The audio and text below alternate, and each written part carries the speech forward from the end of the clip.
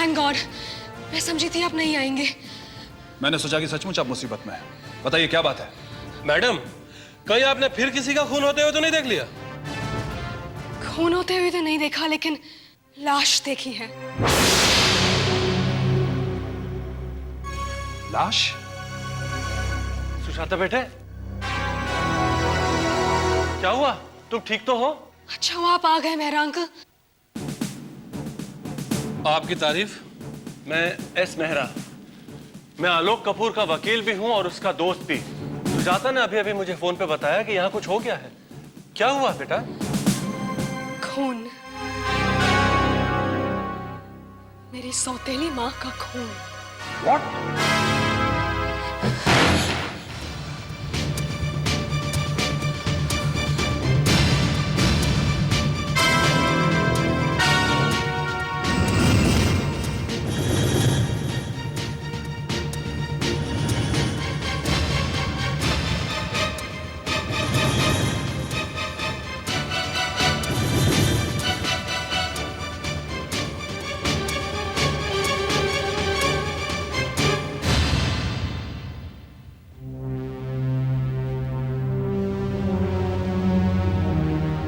Sir, मैंने कहा था ना यह लड़की फिर कोई उटपटांग कहानी सुनाकर हमारा वक्त बर्बाद करेगी,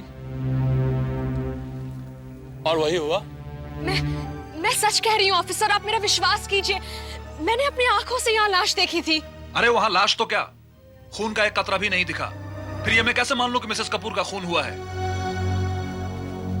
लेकिन अगर मिसेस कपूर जिंदा हैं, तो वो है कहां? मैं यहाँ हूँ।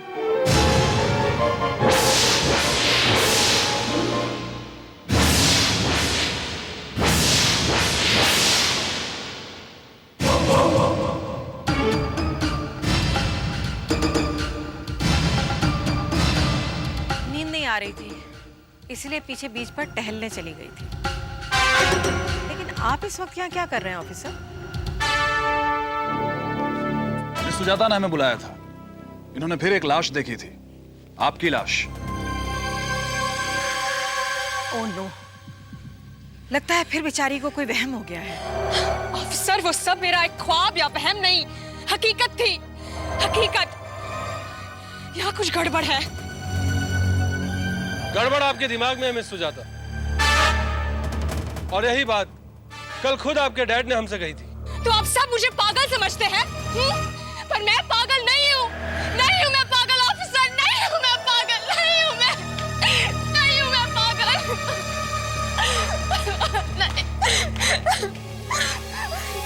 बेचारी 14 साल पागल खाने में इलाज कराने के बावजूद भी पागल ही रही।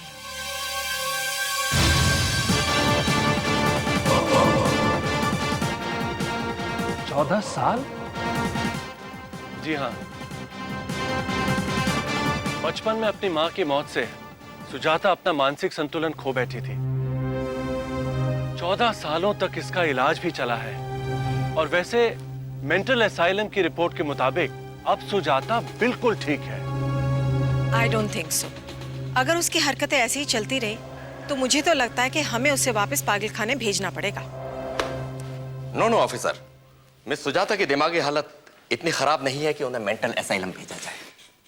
ऑन द कॉन्ट्रेरी, वो तो काफी नॉर्मल है। लेकिन मिस सुजाता की बातें, उनका जिंदा आदमियों की लाशें देखना और इस तरह के इल्यूशंस के और भी कई रीजन हो सकते हैं, और अक्सर नशे की हालत में ऐसे वहम हो सकते हैं, और कभी नशा टूटने के बाद भी।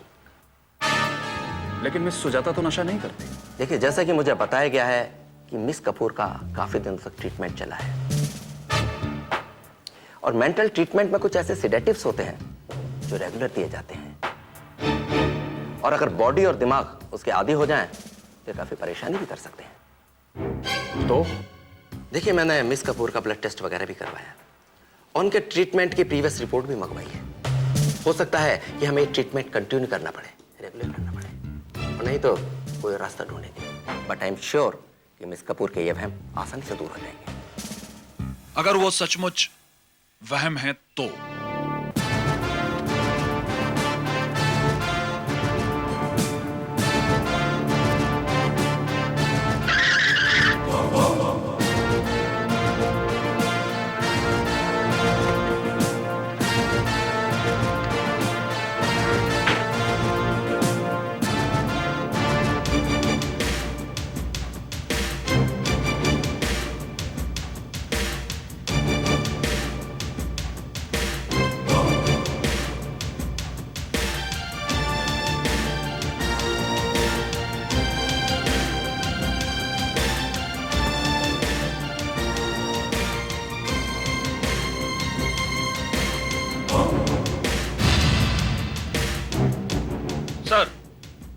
मुझे लगता है लाश को ज्यादा गहरे पानी में नहीं फेंका गया होगा, इसीलिए ज्वार के साथ बहकर यहाँ किनारे पर आ गई होगी और इन पत्थरों में फंसकर यहीं रह गई होगी।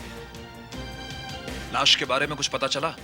जी हाँ सर, लाश के जेब से ये वॉलेट मिला है सर। इसमें कुछ क्रेडिट कार्ड, गोवा के किसी होटल का बिल, गोवा के किसी रेस्टोरेंट का बिल और ये लाइसेंस मिला है सर। ये लाइसेंस और क्रेडिट कार्ड आलोक कपूर के नाम पर है। आलोक कपूर? जी हाँ सर। हवलदार,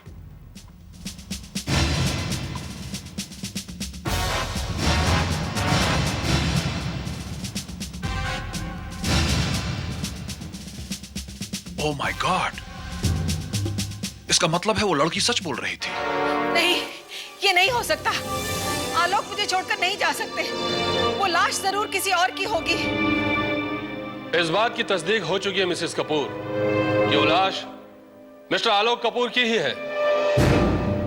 जी हाँ मिसेस कपूर, और आपको यह जानकर हैरत होगी कि मिस्टर आलोक कपूर का कत्ल पॉलिथीन से गला घोंटकर किया गया है, ठीक उसी तरह जिस तरह मिस सुजाता ने देखा था। क्या? जी हां, और पोस्टमार्टम की प्राइमरी रिपोर्ट भी यही बताती है कि कत्ल 2 दिन पहले यानी 10 जनवरी की रात 12 से 1 बजे के बीच की गई और तकरीबन रात के 12:30 बजे मिस सुजाता ने कत्ल होते हुए देखा था। आप कहना क्या चाहते हैं ऑफिसर? यही कि जो कुछ भी मिस सुजाता ने देखा था वो उनका वहम नहीं था, वो हकीकत थी, हकीकत। जस्ट अ मिनट ऑफिसर, लेकिन 10 जनवरी को तो आलोक साहब गोवा में थे। हाँ, और मैंने आपसे उनकी बात भी करवाई थी। जी हाँ, लेकिन गोवा के लोकल नंबर पर नहीं, उनके मोबाइल पर। और वो मोबाइल कहां रिसीव किया गया था क्या पता? लेकिन उन्होंने खुद आपसे कहा था कि वो गोवा में है। यस ऑफिसर, हो सकता है वो उस वक्त गोवा में हो और वहीं पर उनका कत्ल हुआ हो। अगर डैड का कत्ल वहां होता मेरा अंकल, तो उनकी लाश यहां कैसे पहुंचती? वैसे भी इस बात की क्या गारंटी है कि वो फोन मिस्टर कपूर ने रिसीव किया? ऐसा भी तो हो सकता है कि वो फोन किसी और के पास हो। उस आदमी के पास जो उस रात इनके साथ था। क्या बकवास कर रही हो तुम? जी हाँ मिसेस कपूर, वो मोबाइल आपके साथी के पास था ताकि वो ये भ्रम बनाए रख सके कि मिस्टर कपूर जिंदा है। लगता है इस लड़की के साथ आपका भी दिमाग खराब हो गया है। Just a minute Mrs Kapoor.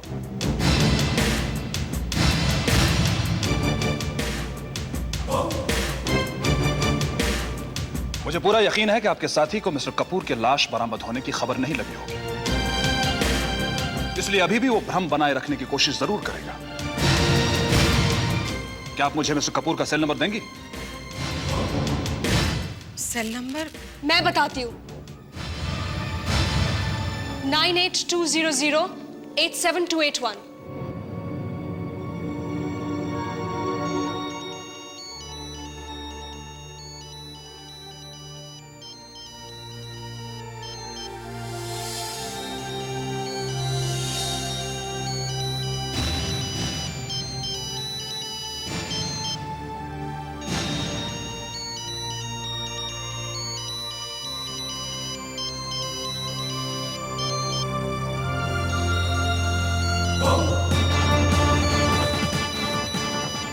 ये ब्रीफकेस किसका है? मेरा है।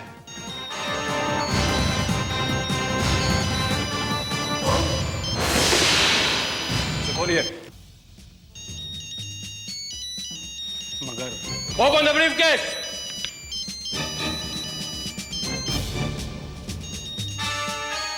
सुना नहीं आपने?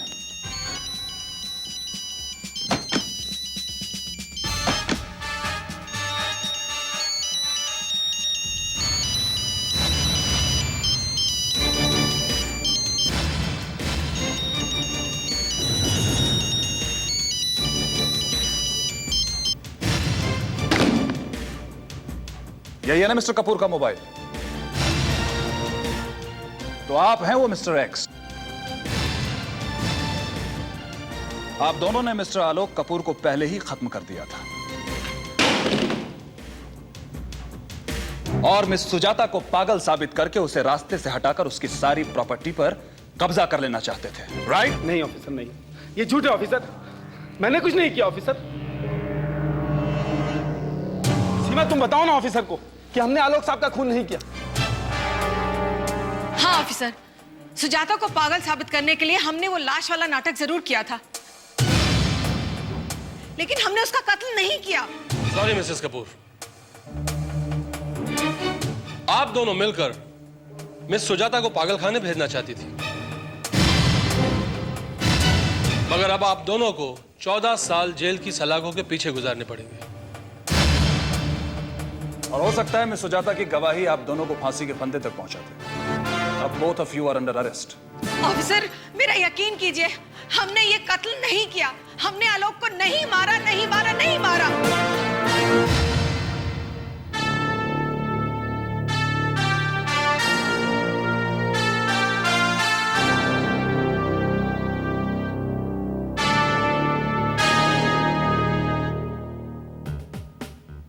दोनों काफी सख्त जान है सर। दोनों में से कोई ये मानने को तैयार ही नहीं है कि मिस्टर आलोक कपूर का खून उन्होंने ही किया है। पता नहीं क्यों रावत, कोई चीज है जो मुझे खटक रही है, जो मुझे यह सोचने पर मजबूर कर रही है कि दोनों सच बोल रहे हैं। लेकिन सर, अगर खून इन दोनों ने नहीं किया तो फिर किसने किया और क्यों किया? Hello, CID officer Vishwanath speaking. Hello officer, मैं डॉक्टर रस्तोगी बोल रहा हूँ। यस डॉक्टर, टेल मी।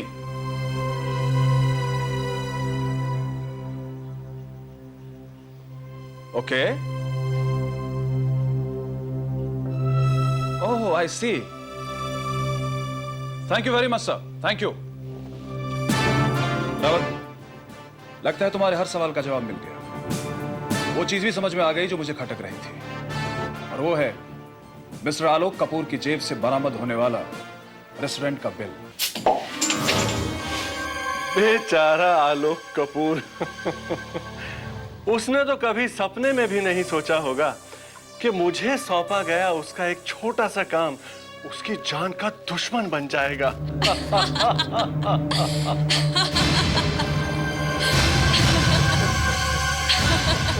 पापा, मुझे हैरत है कि इतना जबरदस्त क्रिमिनल माइंड होने के बावजूद भी आप एक क्रिमिनल लॉयर के तौर पर कामयाब क्यों नहीं रहे? या यूं समझो बेटा कि इस नाकामयाबी ने ही इस माइंड को क्रिमिनल बना दिया। वो आलोक कपूर, वो जिसे मैंने उसकी पत्नी के मर्डर केस से बचाया था, वहां सेठ बना बैठा, और मैं वहीं के वहीं एक मामूली क्रिमिनल लॉयर। लेकिन मैंने एक ही झटके में पूरा का पूरा तख्ता पलट दिया। लेकिन पापा, कहीं असली सुजाता वापस आ गई तो? बेटे, जब तुम्हारे आलोक अंकल वापस नहीं आ सकते तो सुजाता कैसे आएगी? You mean, वो भी? Of course, यही तो मेरे प्लान का पहला स्टेप था।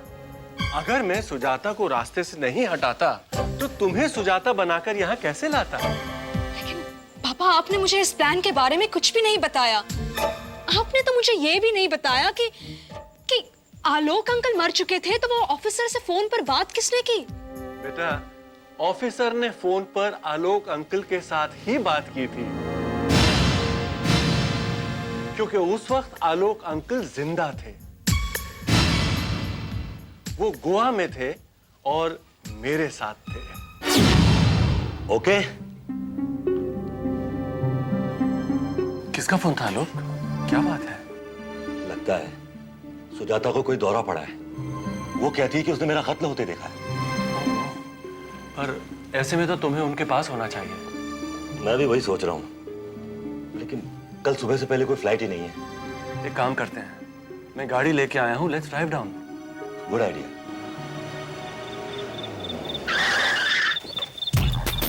मेरा गाड़ी तुमने क्यों रोक दी भाई? तुम्हें तुम्हारी मंजिल तक पहुंचाने के लिए। मतलब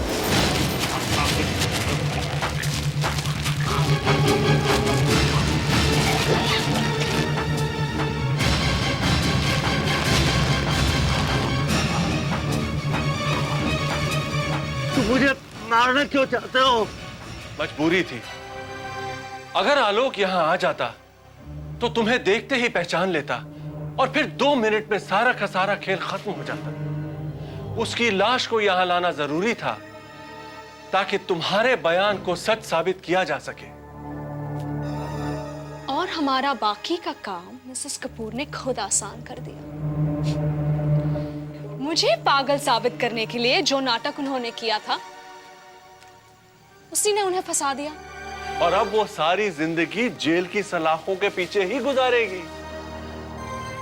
मुझे विनोद के ब्रीफकेस में आलोक का मोबाइल रखना पड़ा, जिससे अब विनोद भी सारी जिंदगी जेल में ही गुजारेगा। अब आलोक का सब कुछ हमारा होगा, सिर्फ हमारा।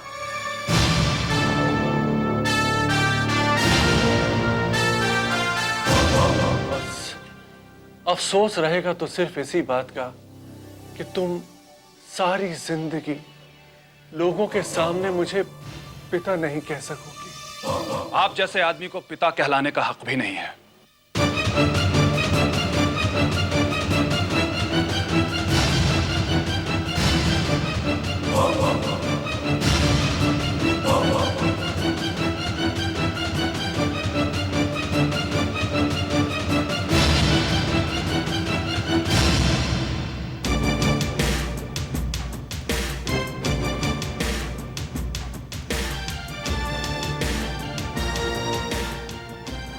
जो आदमी अपनी ही औलाद को जुर्म की दलदल में डाल दे, वो कभी बाप हो भी नहीं सकता। ऑफिसर, आप यहां? जी हां, आपके प्लान ने तो मुझे यह सोचने पर मजबूर कर दिया था कि मिसेस कपूर ने ही अपने पति का खून किया है, और मैं इसी में उलझा हुआ रह जाता अगर डॉक्टर रस्तोगी ने मुझे आपकी बेटी का ब्लड रिपोर्ट नहीं दिखाया होता। Blood report? क्या ब्लड रिपोर्ट? डॉक्टर रस्तोगी ने हमें बताया कि आपके ब्लड में उस सिडेटिव का जरा सा भी असर नहीं है जो मिस सुजाता को पिछले कई सालों से दिया जा रहा था। और इस छोटी सी बात ने यह साबित कर दिया कि यह मिस सुजाता नहीं है। और उसके बाद की कहानी खुद ब खुद समझ में आ गई कि इस कत्ल और धोखाधड़ी के पीछे किसका दिमाग काम कर रहा है। पापा, डोंट वरी बेटा, ये धोखाधड़ी तो साबित कर सकते हैं, पर इस बात को साबित नहीं कर सकेंगे कि आलोक के कत्ल में हमारा हाथ था। और ये भी साबित नहीं कर सकेंगे कि मैं उस दिन गोवा में था। आपका यह झूठ आपको नहीं बचा सकता मिस्टर मेहरा, क्योंकि मैं जानता हूं कि उस रात कत्ल से पहले आप गोवा में मिस्टर आलोक के साथ थे। क्या सबूत है आपके पास? मैं जानता था मिस्टर मेहरा, वकील होने के नाते आप सबूत अवश्य मांगेंगे, इसलिए मैं सबूत भी अपने साथ लाया हूं।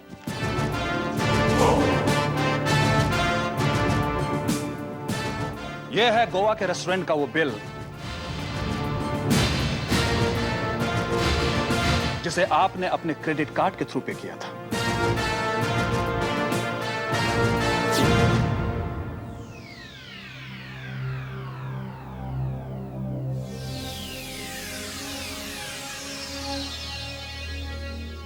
अरे बिल तुमने क्यों पे किया भाई? क्या फर्क पड़ता है? Anyway, your card.